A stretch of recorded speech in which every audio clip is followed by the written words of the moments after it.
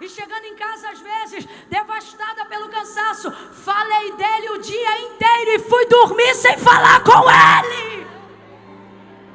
Isto é uma incoerência que não pode fingir que está passando desapercebida. Vamos à igreja, abrimos a Bíblia, ouvimos a palavra, mas ao chegar em casa não falamos com ele.